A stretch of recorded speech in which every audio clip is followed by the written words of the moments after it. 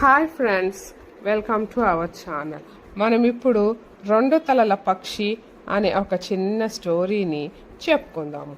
అనగనగా ఒక రెండు తలల అందమైన అసాధారణ పక్షి ఉండేది. అది ఎగురుతున్నప్పుడు చూడటానికి చాలా ఆశ్చర్యంగా ఉండేది. ఇక అది ఆహారాన్ని తింటున్నప్పుడు మరింత అద్భుతంగా ఉండేది. పక్షి రుచికరమైన ఆహారాన్ని తన కుడి తలతోనూ సాధారణ ఆహారాన్ని తన ఎడమ తలతో తింటూ ఉండేది.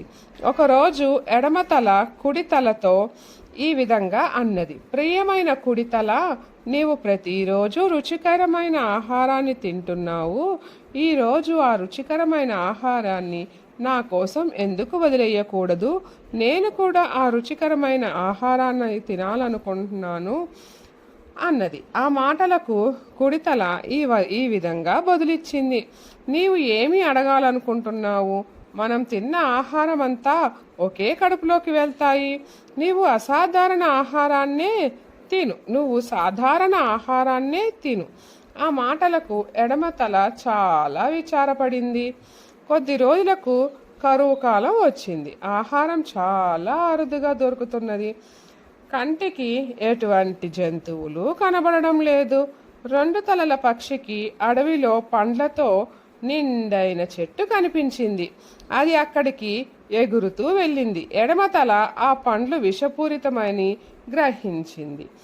కుడితల చాలా ఆకలితో ఉండటం వలన ఏమాత్రం ఆలోచించకుండా పండ్లను తినడానికి ప్రయత్నించగా ఎడమ తల దానిని వారించి దానితో ఈ విధంగా అన్నది, ఆగుము కుడితల, నీవు మనల్ని చంపుతావు. ఈ పండ్లు విషపూరితమైనవి. ఒక్కసారి చెట్టు కిందకి చూడు, నీకు అనేక జంతువుల ఎముకలు కనిపిస్తాయి. కుడితల ఒక్కసారి క్రిందకు చూసింది. దానికి అసలు విషయం అర్థమయ్యింది. అప్పటి నుండి కుడితల అన్ని విషయాలలో ఎడమ తలకు సమాన అవకాశాన్ని ఇవ్వడం మొదలుపెట్టింది. నీతి: పక్షపాత ధోరణి బాధను మిగులుస్తుంది. Thank you friends.